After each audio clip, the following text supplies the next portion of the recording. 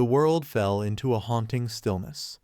Adish stood motionless, his mind blank as the monstrous being before him threw its head back and unleashed a deranged, guttural laughter that rattled through the ruins of the broken tower.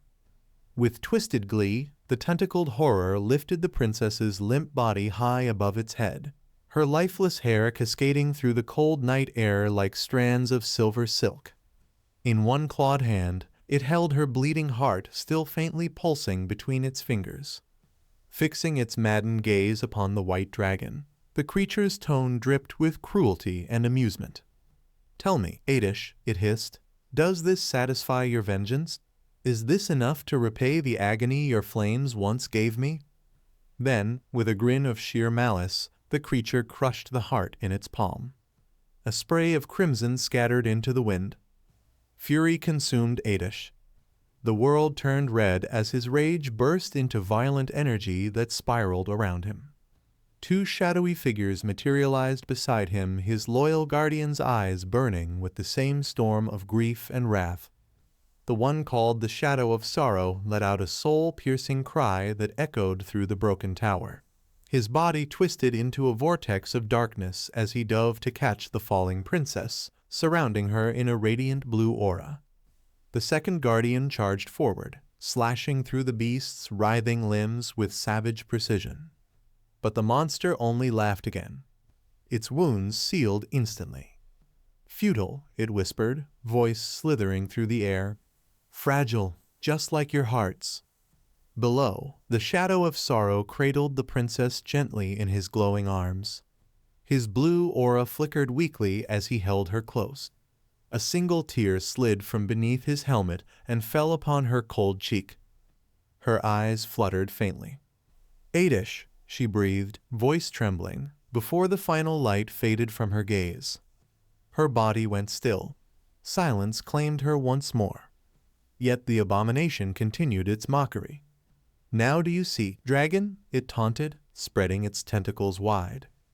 "The lifespans of your kind, the sacrifices of your kin barely enough to summon a fraction of me." Its voice deepened, filled with countless whispers. "You've witnessed only a shadow of my being. My essence lies hidden across this world, buried within hosts who carry my seed waiting for the day they bloom, just like your precious scholar." Adish's eyes widened in horror.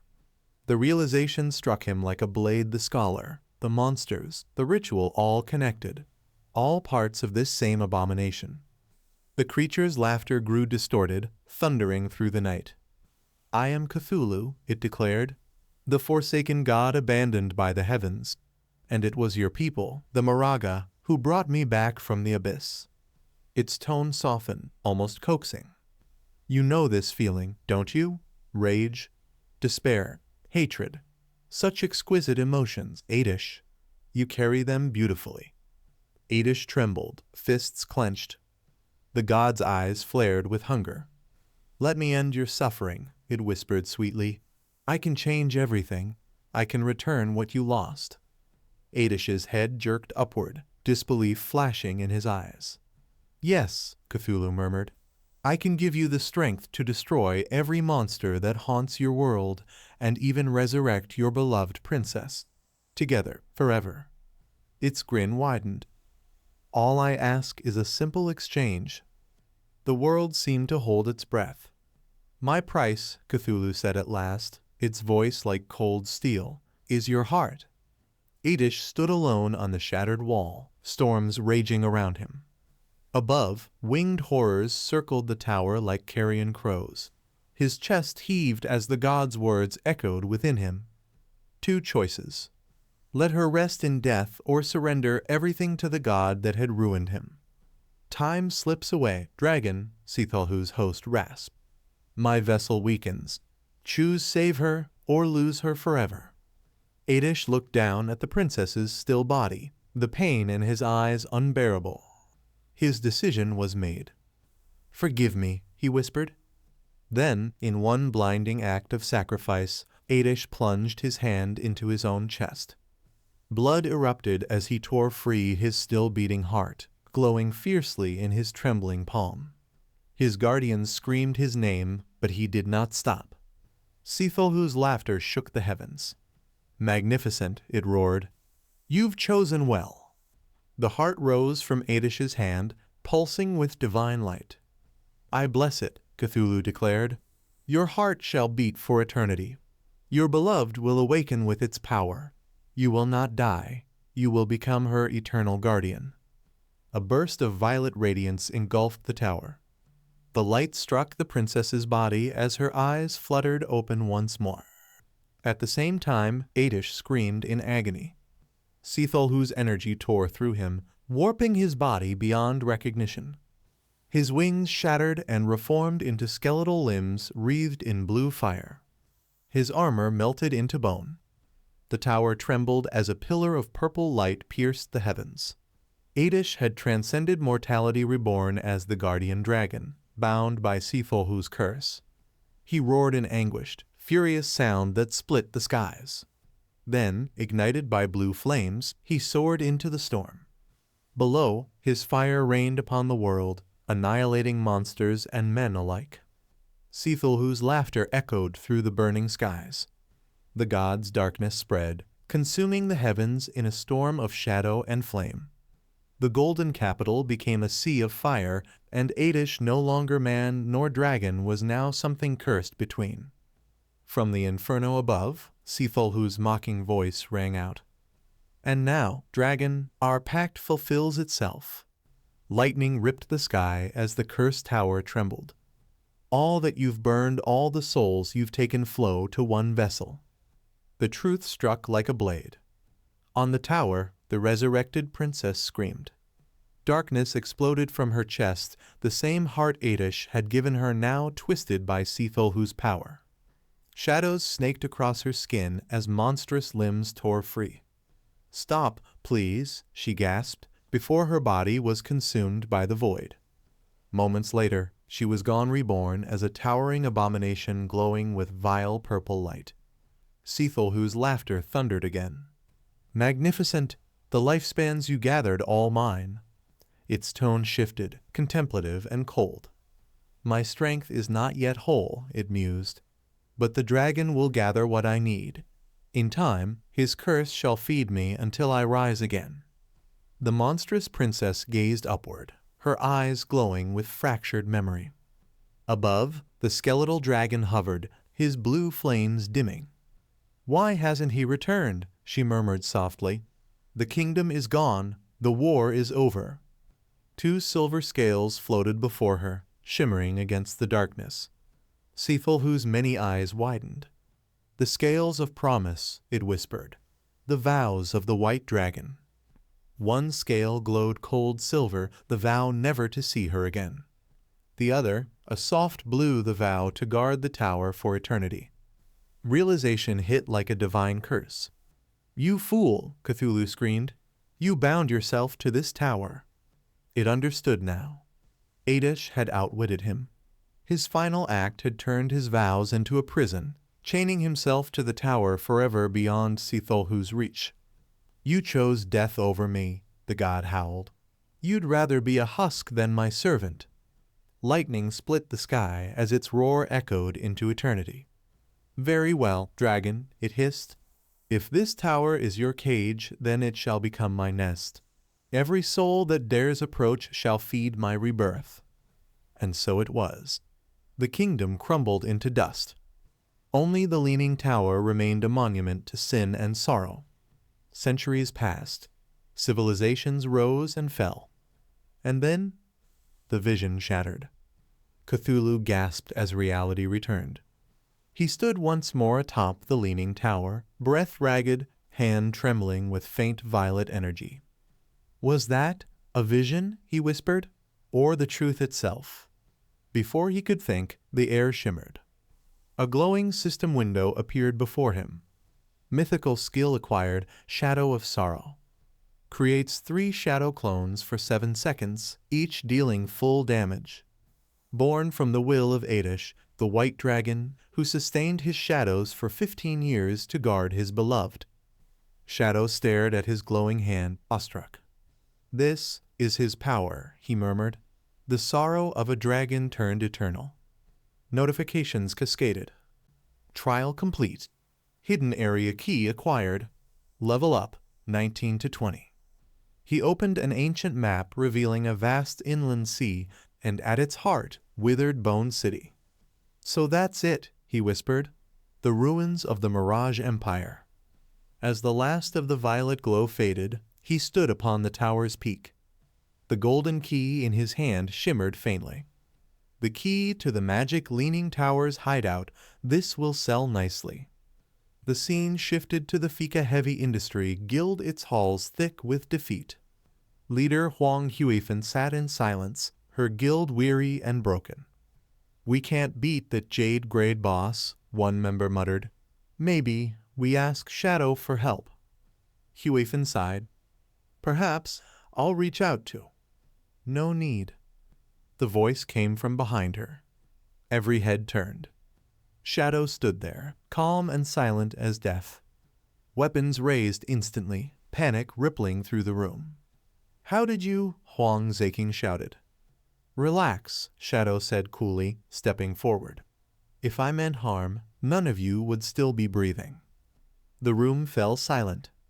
He held up a gleaming golden key. "I'm here to sell this, the Magic Tower's hideout key. Interested?" Gasps filled the air. "That's impossible," someone cried. "You'd have to kill the Jade Boss to get that." Huifan's eyes sharpened. "Name your price." Shadow's tone remained flat. "Same as before, 1,000 years of lifespan." Before she could answer, Zaking exploded. "You greedy parasite! You planned this.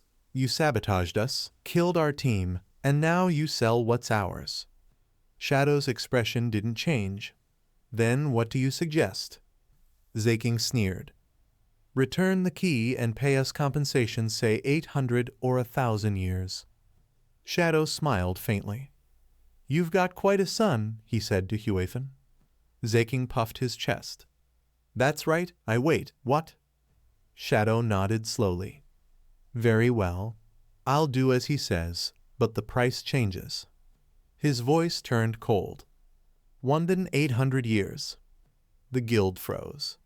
Huifan's palm cracked across her son's face. "Enough," she roared. "You've shamed us long enough." Guards dragged him away as he protested furiously. Huifan turned back, head bowed. "My apologies. We'll accept your terms, but can we pay in parts?" Shadow considered, then nodded. 1,000 now, the rest in 10 days. The system chimed. Transaction complete, plus 1,000 lifespan. As his body faded into shadow, he gave a final nod. "Use it well," he said. "Build something worth guarding." Then he was gone. Huifan turned to her guild. "The platinum-grade hideout is ours. From this day forward, every member contributes 50% of their lifespan until our debt is cleared. The tower will be our foundation and our rebirth." Cheers erupted. But outside, in the golden forest, Zaking stormed through the underbrush, muttering curses. "One day," he spat, "I'll make him pay." He reached into his inventory and pulled out a black vase etched with writhing runes. A single crimson eye blinked from its surface. "My treasure," he whispered. Item: Abyssal vase draws a random skill from the void. Cooldown: 48 hours. He plunged his hand inside. Dark power surged up his arm.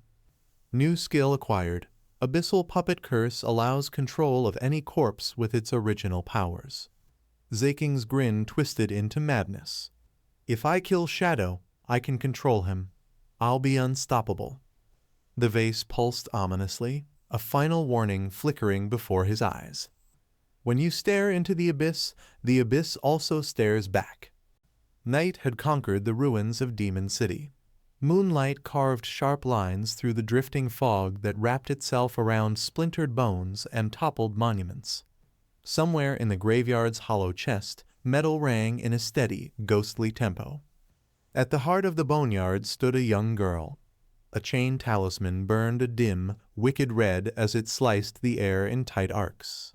Every swing caved in another skull. Shards of bone fanned across the ground.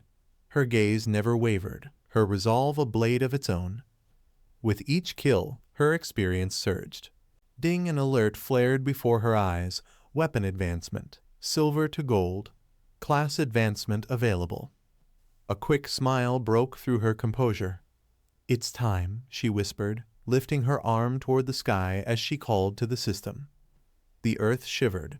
A colossal summoning circle unfurled beneath her boots, runes blazing to life. The air thrummed with raw power as her chains coiled and danced like living serpents. Class advancement initiated. Line after line of text streamed across her vision, charting the evolution of her kit. Her chainblade gleamed gold, now its form freely mutable at will. Her malevolent ghost companion climbed to tier Roman 2, gaining level 2 invincibility. A strange, eldritch light sparked behind her pupils. Skill unlocked. Eye of the Underworld, a psychic snare that traps enemies within their own terrors. The stronger the spirit, the longer the prison holds. Another prompt flashed. Item acquired, touch of the Underworld hand gauntlet. Tracks enemies. 50% chance to deal double damage to lower rank targets. Applies dark flame burns. She clenched her fists, the new strength roaring through her like storm surge, faster strikes, heavier blows, cleaner kills. A smirk touched her mouth as she remembered the so-called fart master, whose mind tricks once matched hers. "Not anymore," she murmured. "You're nothing next to me now." Cold purpose lit her eyes. "Mom, Dad," she breathed, "I'll avenge you. That filthy man will pay." She flicked open the system chat. "Shadow, I've hit second stage," she said, voice steady. "I'm ready to repay you for everything you taught me." The message sent. Before a reply arrived, she logged out. Shadow chuckled when her notification blinked away. "Still as tough as ever," he said softly. "Just like before." But the smile faded as memory surfaced, the disaster that once swallowed her whole. He remembered Euan in another life. Vengeance won, compassion undoing it. She'd spared a dog her enemy's pet, unaware of the tracker hidden inside. Hunters followed. Mercenaries descended. The fight raged for days, the official forces bleeding elite after elite. When the smoke cleared, they found Euan's body. Her spirit burned out to ash. The magic capital reeled for months. Shadow exhaled, heavy with knowing. Even with all that power, she's still young, still kind. He made up his mind. He would check on her, make sure the past didn't repeat. Pixels peeled away. Reality took hold on the outskirts of the magic city. Lantern light stitched a pale halo around Lady Dongfang's secluded manor. Crickets sang as two guards drifted down the gravel path, bored and careless. "How long are we stuck guarding this pit?" one groused, towing a loose stone. "I'm dying of boredom. When do we head down the mountain and find some company?" His partner snorted. "Forget the brothels. Lady Dongfang isn't exactly hard on the eyes. For her age, she's still got it. Look close enough, she's fine." The first man laughed. "When we're strong enough, we'll kill that useless fart master and take the lady for ourselves. Have some real fun." The second guard stiffened. "Wait. Look." From the fog stepped a figure, Lady Dongfang kneeling gracefully on the path, silk clinging like poured moonlight, curves limned in lantern glow. "Lady Dongfang," they rushed forward, stunned. "Why are you out here like this?" She tilted her head, lips curving into velvet sin. "I'm tired of my weak, useless husband," she purred. "I need someone stronger. Maybe two." Her robe slipped as she leaned in. "Are you ready to help me?" Reason drowned in hunger. Belts fumbled. Her voice snapped cold. "Idiots. You really thought I'd offer myself to you?" Crimson flared. Chains struck from the dark like fanged vipers. The men didn't even scream, heads torn clean, metal chiming over the thud of bodies. The glamour shattered. Euan stood where the lady had knelt, chains slick with fresh blood, her eyes lit by the underworld's curse, the same gaze that had lured them into illusion. For my parents, she whispered to the wind. For everything you stole. Silence reclaimed the path, disturbed only by two headless corpses gathering dust. Inside the manor, the fart master jolted awake. Something in the air, a ripple only he could sense, had shifted. A rat sneaking in, he muttered. A transparent mist pulsed outward from him, saturating the room. His odorless detection filled a net that touched every corner, tethered to his breath. Unaware she'd been scented, Euan flowed through shadow, cloaked in invisibility. She glided closer. The air detonated.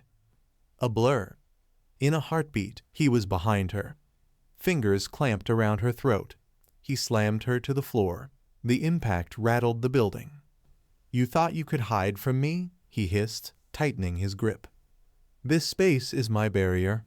Every breath here is mine. No one slips past my senses. He hoisted her by the neck, grinning. At first I thought it was someone else. But you, the little runaway. What luck. He studied her amusement curdling into hunger. You've grown. Give you time and you might even be worth the trouble. Madness flickered in his eyes. His arm tensed. Snap. Her body went limp.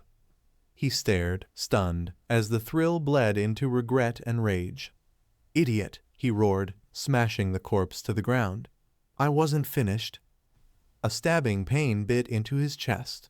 He stumbled, clutching his ribs, then froze.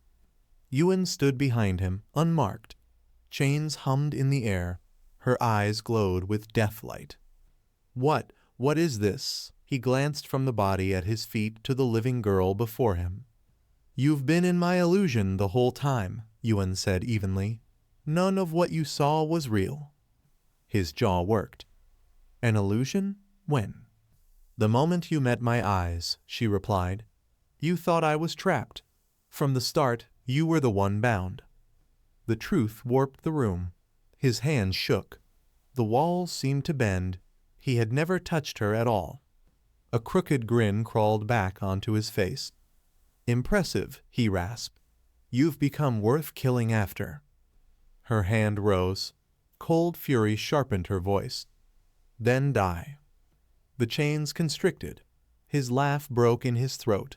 One convulsion silence. Pride faded into the dark. Elsewhere, a window rattled open.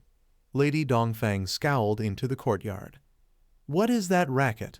Can't those useless guards stay quiet for one night? She squinted, then saw him. The fart master collapsed. Anger dissolved into shock. What? Intruders, she screamed.